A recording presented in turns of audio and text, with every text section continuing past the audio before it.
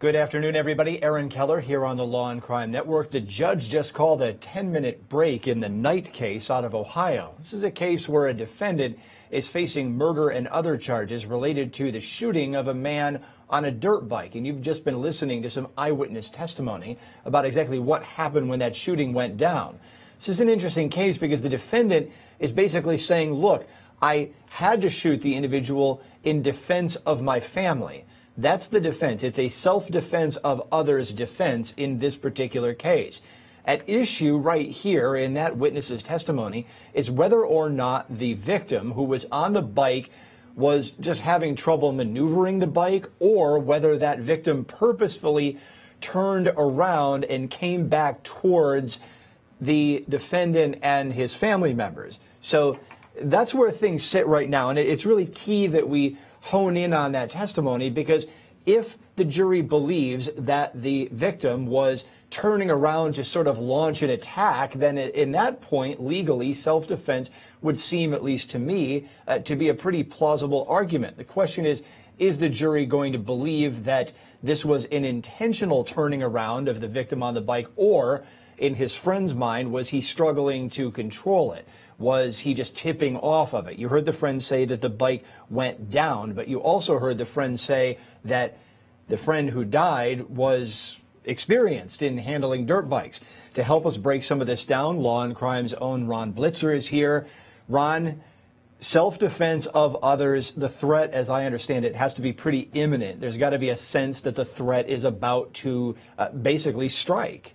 Yeah, if you're saying that this guy was on the bike and he down the street, that wouldn't do it. If he was coming straight for you, or in this case towards the other people who he was supposedly trying to protect, then you would have a strong case. So far, it's a little unclear exactly what was going on and if there really was that imminent danger. I'm waiting to see what the testimony shows us. So far, some of the memories of the witnesses hasn't been totally clear, and that's going to be hard. It's good for the prosecution that it's a little unclear, because it makes it difficult for the defense to show that this was self-defense. Imminent, exactly. Yeah. And, the flip side is that you can turn around as defense and say, hey, look, this guy up on the stand, these first two witnesses, because we've just gotten through two, they're friends of the victim. They're going to sit up there and try to do everything they can to protect their buddy's memory. Now, this guy is one of the eyewitnesses, and he keeps having to go back over previous testimony to remind him of what went down. I mean, that's a little bit suspect in and of itself. Yo, absolutely. And you also have to wonder, again, it's the first day of the trial here. We'll have to see what other prosecution witnesses we have, what the defense's witnesses say, if there are people who have stronger accounts of what happened on that day. But if you have witnesses on both sides who make it very hazy as to what happened, that could confuse a jury into not reaching a decision at all. And we have to live with that possibility. Well, let's dial back to earlier today. We had opening statements in this case, and we also had a jury view in this case. It's why we didn't hear any testimony first thing today here on the Law and Crime Network, but we did have the opening statements, of course. Let's start out with some of those. One of the first things I want to do is tell you that in our system, our legal system, the state of Ohio always gets to go first. And when it comes to final argument, they get to go first and last. It's not because I don't want another shot at you, so to speak, but those are the rules. And the defense agrees to abide by that. The other thing I want to bring up real quick is that some of you heard a little bit about the case. There's been some publicity about that. And to some of you, we talked about, we got to put that publicity out of your mind. And with some of you, you even agreed that not everything that you read in the newspaper is accurate. Now, for you history majors, you might remember this. Okay? Anybody ever remember President Dewey? Okay? This is 1948, and Chicago Sun-Times says, we're going to get the scoop on everybody. We're going to tell them that Dewey be true. Well, he didn't.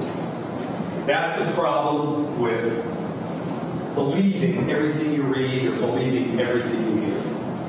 One of the reasons that there's 12 of you is so that you can use your collective memories to remember what happened and to remember it accurately. You're going to get some photos, you're going to get some documentation that you'll be able to take back into your palatial jury room back here, and that you will then decide. You don't have any minimum amount of time, you don't have any maximum time. You take your time. You talk amongst yourselves. There was no plan, there was no conspiracy that, hey, bring your gun, there's going to be trouble. As a matter of fact, you're going to hear testimony that the initial conversation with Badgett Gill over at Badgett's house, the initial conversation with Mr. Gill and Mr. Johnson was friendly. Until Mr. Gill, after seeing the bike go up and down the street a couple times, pulling out it's like a flashlight on your smartphone. It's dark, I remember. It's almost 9 o'clock at night. And he's using that flashlight to check the serial number because he has one thing that hasn't been mentioned yet. He has the title. He has the title to that bike. He's checking with his flashlight to make sure the serial numbers on the bike match the serial numbers in his title. Mr. Badgett is standing there, and he goes, uh-oh. Mr. Gill says, that's my bike, here's my bike. That's when everything changed. That's when Mr. Johnson says, well, give me some money for this. And Mr. Gill says, what? It's my bike. You're trying to extort me for my own bike? And then Mr. Johnson starts the bike up, tries to get away. You're going to hear Mr. Badgett say, ew, that's his bike. Mr. Johnson. Welcome back, everybody. Those were some of the defense opening statements in the William Knight case out of Ohio. It's a murder case along with other charges where a defendant is accused of shooting a man who was on a dirt bike.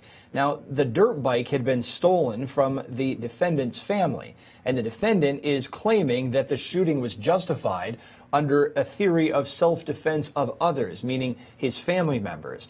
This is going to be really important for the defense to delve into the specific facts of what happened, and we saw that with the last witness, who was one of the eyewitnesses to the shooting. He said that his friend, the victim, who was on the dirt bike, went down the road and then turned around and was starting to come back. Now, was he coming back to harm someone? Was he coming back at all? Did he mean to come back, or was he just struggling to maneuver the bike? Because that seems to be what the friend was insinuating.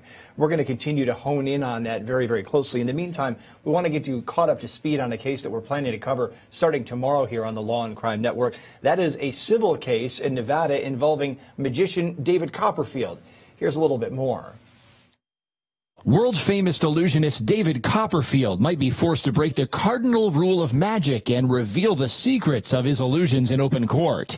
Copperfield is being sued in Las Vegas civil court by 57-year-old Gavin Cox, who claims he was injured during a 2013 Copperfield show in Las Vegas.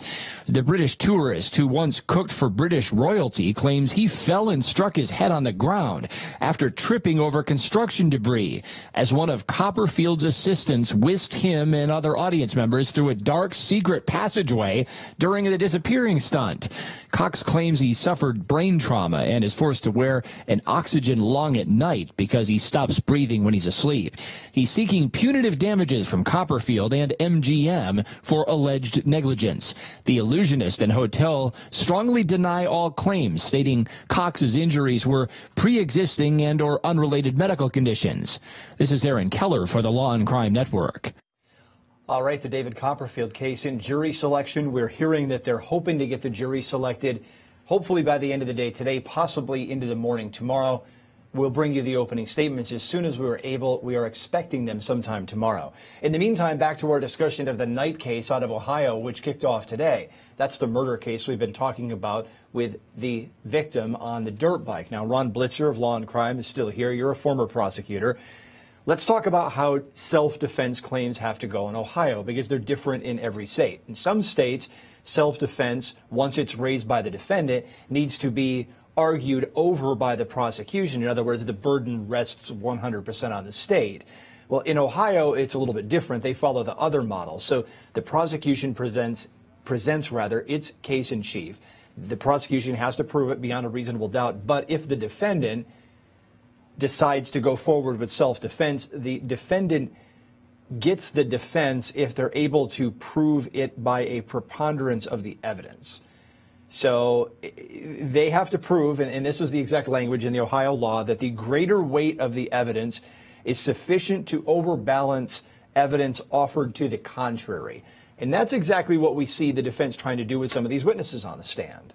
Yeah, you're trying to show that it's more likely than not that this was a matter of self-defense, and the defense has to prove it to that degree.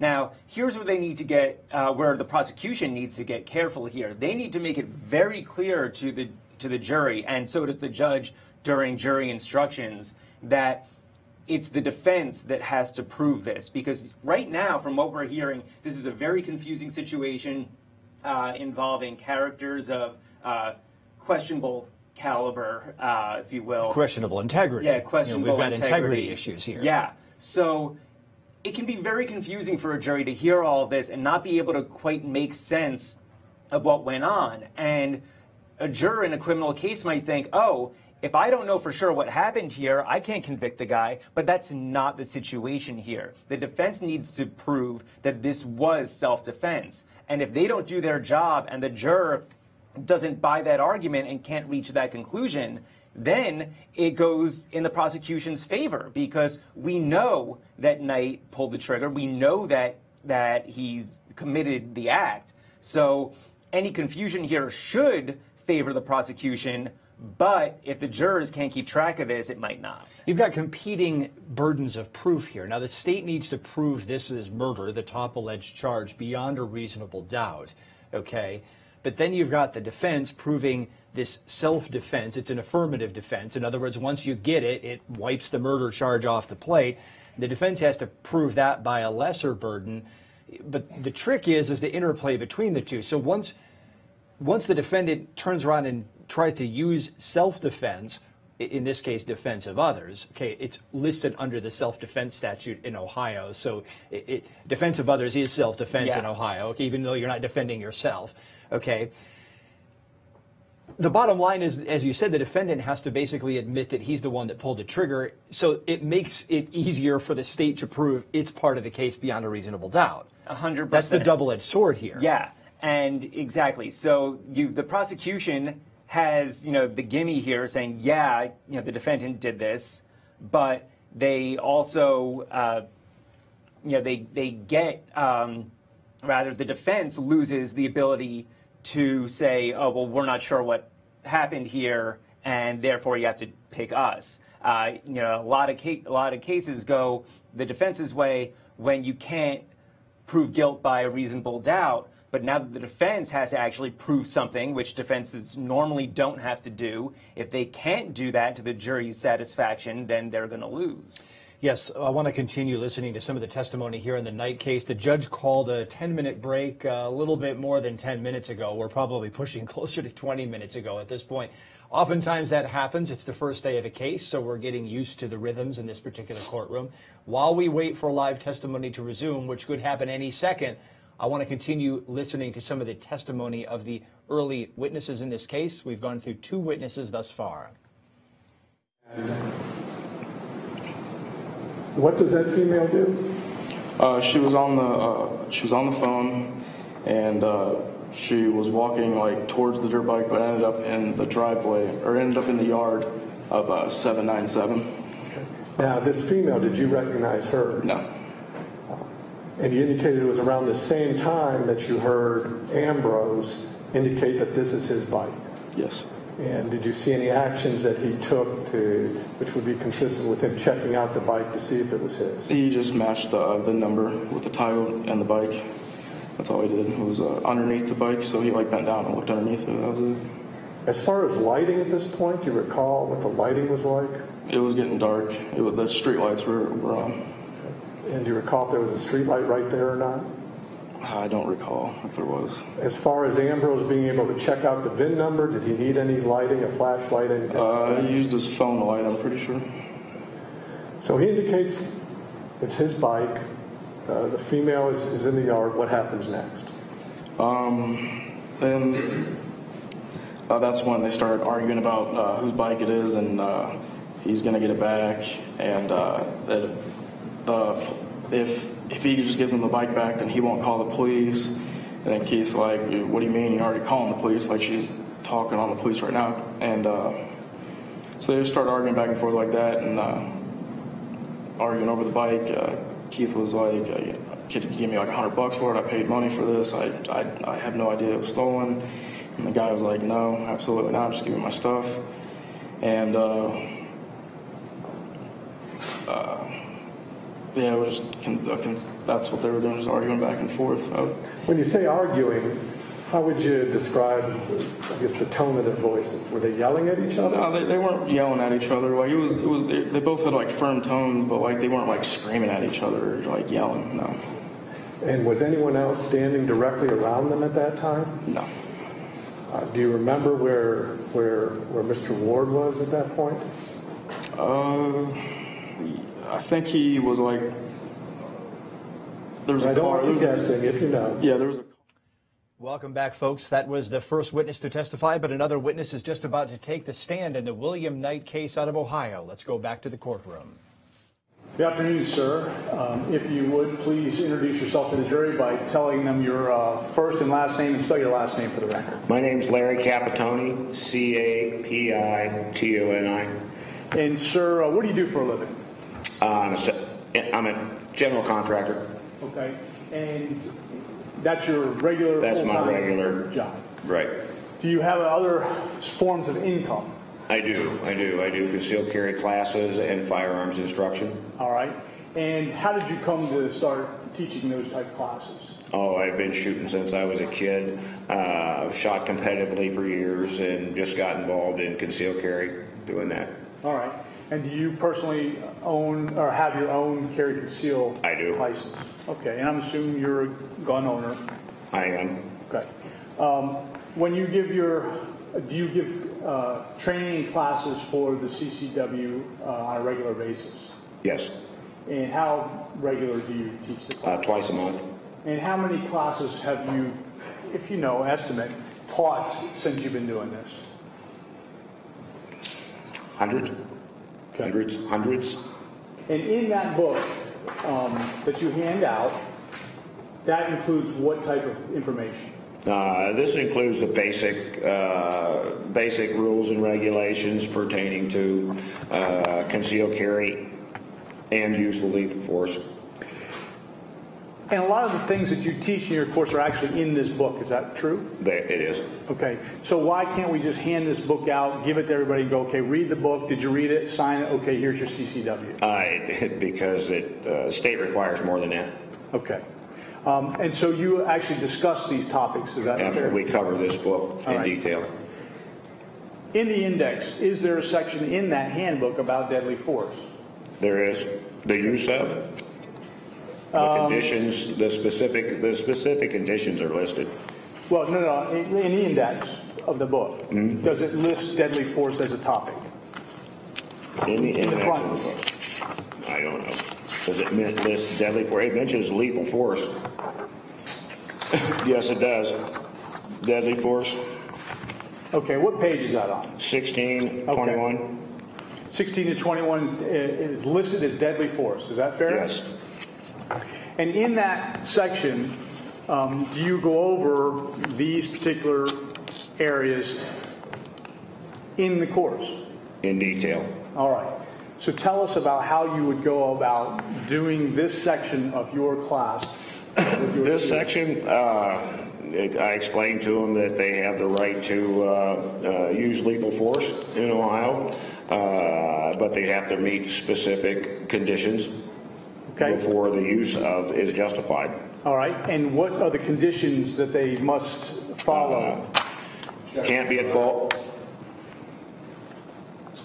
This if I got a second.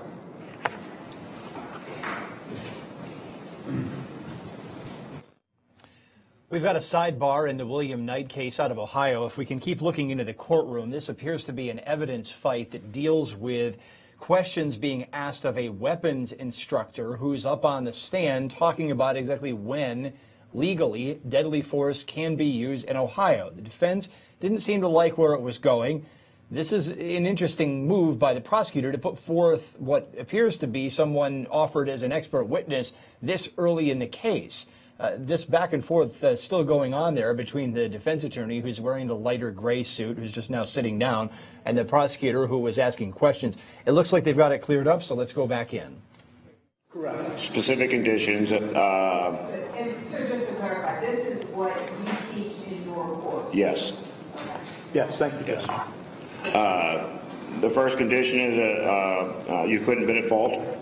You couldn't have started the altercation. Condition 2, a reasonable, an honest belief of serious bodily harm or death. And condition 3 is a duty to retreat. Simply put, if you can get away, you're compelled to. All right. And do you make that clear in your course? I make that abundantly clear. All right. And so when you go over this in class, you said how much time do you spend on this area? Oh, on the specific conditions, we'll spend 40 minutes to an hour on that. All right. So I'm not going to ask you to do that here, but can you give us, at least some of what you would tell, how you would tell your class? And I'm assuming, do you do every course pretty much the same? I do. All right. So you may not remember a specific class, but you can tell us that you would have done it that way because that's what you always do. I can give you an example of condition 1 to elaborate on it, not fault, also not pursuing it. I use the example of a road rage. Someone ran you off the road, and you got back on the road and chased them down. They got out and with a gun and you shot them. You'd be at fault because you were no longer. Once they left and you pursued them, you were no longer in immediate harm. So you can't do that. That's one example. Reasonable and honest belief of danger is also a sliding scale. What's dangerous to a 90-year-old woman being attacked by a man with just her hands may be justified, but a 40-year-old man being attacked by a 80-year-old woman with just her hands will not be justified. Those are the kind of things. Duty to retreat, I tell them not to overthink it. You either know you can get away or you can't get away. Okay. Duty to defend others is like Mr. LaPrenzi just said in that guide, though. Yes, it is recognized by the state of Ohio. Not duty. You have the right to defend others. Correct. Right. In terms of a duty to retreat, sir, there's no absolute amount of time ever listed, is there? Not that I'm aware of, not in that book. Circumstances would dictate whether a person even has the time to retreat. Is that correct, sir? I agree with that, yep. Hanging what's my mark for purposes of identification as defendants A. First, you don't process the permit itself, do you? I do not. That's the sheriff's duty in each county? Yes. Okay. But you would recognize a permit, would you not, sir? I would. Okay. Handing with defendants A. There's 2 licenses on there, sir. Is that correct? Mm-hmm. All right. The bottom one is a regular driver's license. All right. The top one, what is the top one, sir? Concealed carry handgun license. All right. Does it appear to be valid? It does. All right. And it was issued, I think, January 15th, 2017? January 10th, 2017. That's what I get for not putting on my glasses. All right. So on March 20th, 2017, this license would have been valid, sir? Yes. Thank you very much.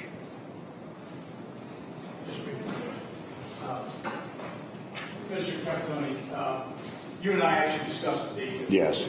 We were going to talk about that and we forgot. Tell us, we discussed this, the fact that this publication begins on March 21st, 2017, yes? Correct. I asked you then, in regards to this book, this section on deadly force, had that changed anything? There were no changes in that. Just because she's taking this down, we're going to make sure I finish the question, okay? Were there any changes to the section 16, pages 16 through 21 on deadly force? None that I'm aware of. Okay.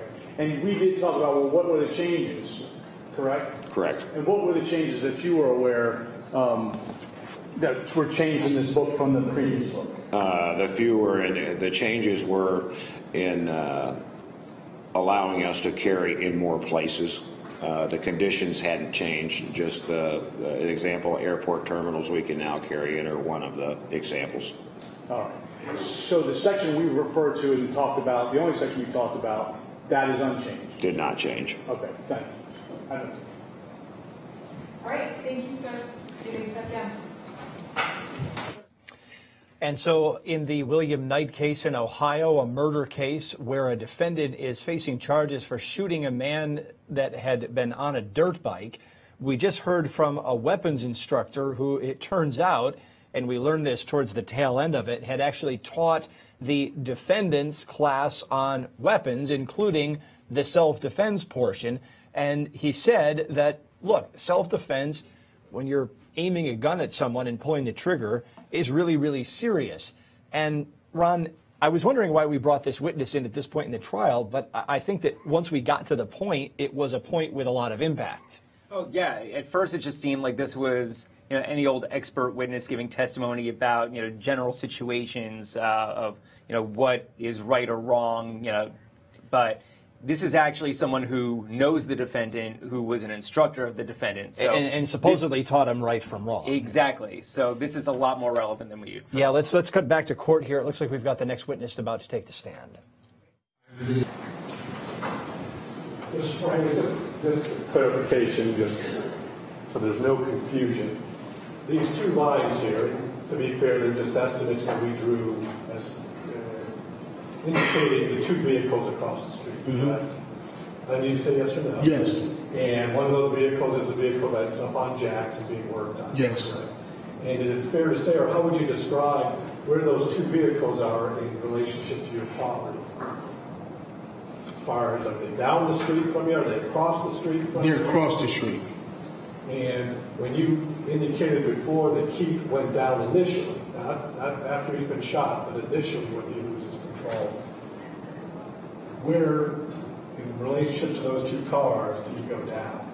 Right in between both of them, like basically right up under the front wheels of the back car. So between the two cars. Right. So although he was heading south at that point, toward Eastwood, now he's turned, and when you say he's facing your house, he's facing this way, correct? Mm-hmm. He's not facing this way. Nope. When you were asked about the older gentleman leaving the scene, as far as when Keith is down on the ground, did that gentleman go and check on the welfare of Keith? Not to my knowledge, because I did leave the window to get my shoes and stuff, so. When you came out there, where was he at that point? Still standing approximately where he was, like in front of the truck. We're over close across the street now. That would be the red truck, is that correct?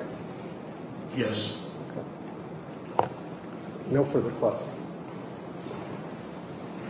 One question, Mr. Sprague. The judge is going to hold me to this. The guy that we just talked about, the 40s type guy, when you saw him, was he in the street? At what time? From the time that the bike took off to the time you next saw him, I guess, across the street? Yes, he was in the street. Thank you.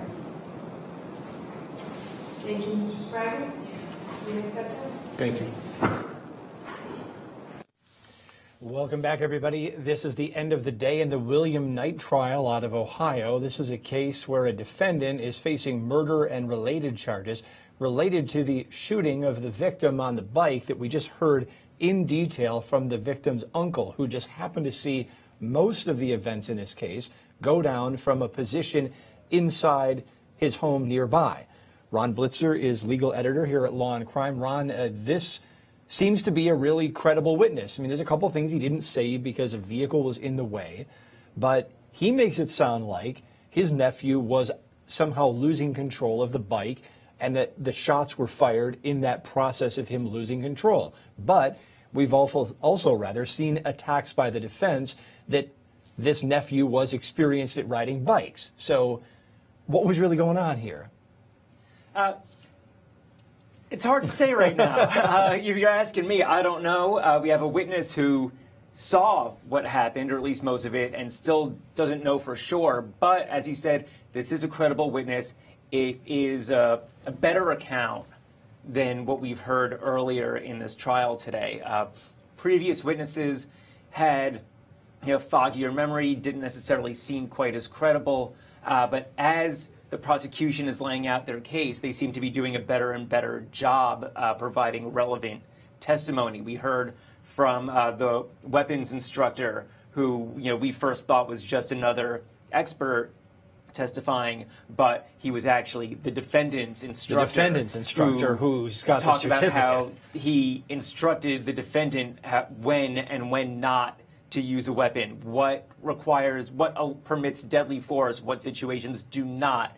And now we have this witness who saw what happened and was able to testify that the victim in this case was on the bike, did lose control of the bike, and was having an accident himself, and that tends to back up the prosecution's theory that this was not a case of self-defense after all, that the victim in the case was not coming at anyone, was not threatening anyone, but was on this bike, was trying to get away, was trying to go in some other direction, lost control, and now that it's going to be on the defense to try and say, well, even if that was the case, could the defendant have taken it to be a threat? If there's enough evidence to show that this bike was just out of control, if the defendant himself interpreted that, didn't see it that way, but thought that the victim was intentionally trying to come towards his family members,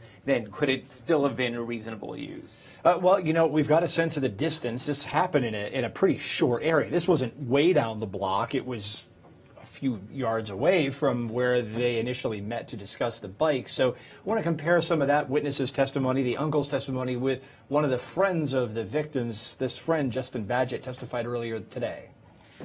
Let me start. As you're driving away, do you see it all as to what happens behind you, or do you hear anything at that point? Yeah, as I'm driving away, just as I'm passing the guy in the middle of the road, I heard two more pops, and I seen him when I looked in my rearview mirror when I was a couple more feet away from him. I seen in my side mirror him standing in the middle of the road and a stance, I believe. Yeah. And then what happens next? I go down to the dead end and realize I was at a dead end because that was the only time I've ever been to that road. I turn around, I park for a couple seconds because I was panicking. I didn't know what to do. Never been in a situation like that, and eventually make my way to go back towards Eastwood. And as I'm coming back to go towards Eastwood after it, I see the people that came up there for the dirt bike standing around in a little huddled area, I guess, with them. And Curtis at the time, I believe, ran in the road area and was telling me stop. And that's when I seen the dirt bike in the middle of the road, not really in the middle of the road, but more towards the middle of the road, closer to the trucks. Which truck?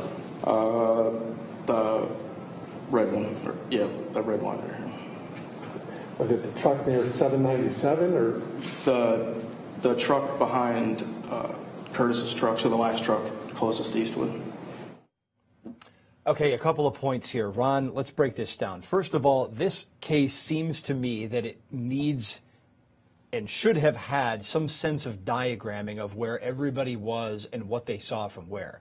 They've got the map up, but I'm getting a little bit confused about exactly where everybody was in relation to everything else. It's this sort of case where you need a witness to put a dot on it and say, well, I was here and everybody else was here, so we get positions straight. Do you agree?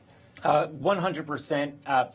You have a lot of situations in trials that we've seen where attorneys do just that. They'll have an image that represents what the scene was at the time of an incident, and they'll say, mark here where you were standing, mark here where this person was standing, and let the jury and those of us viewing understand what was going on.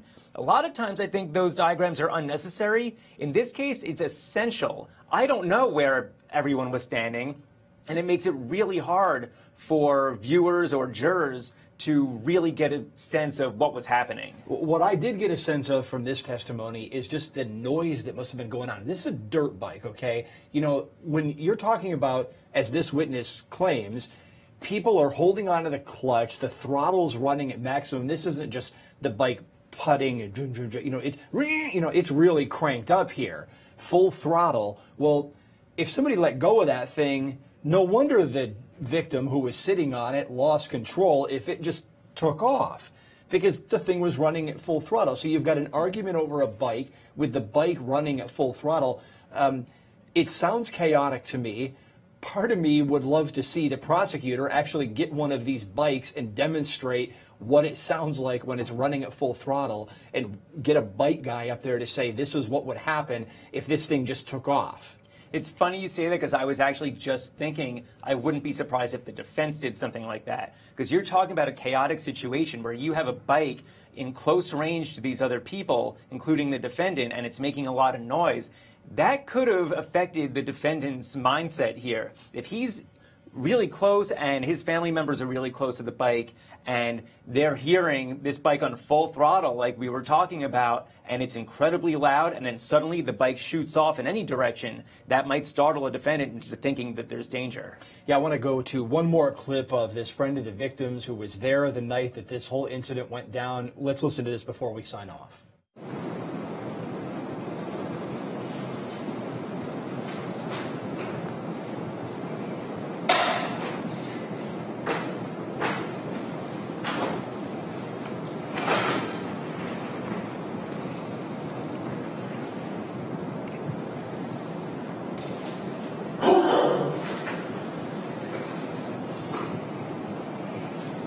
No further questions.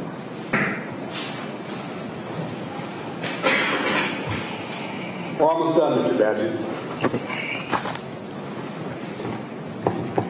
Red line.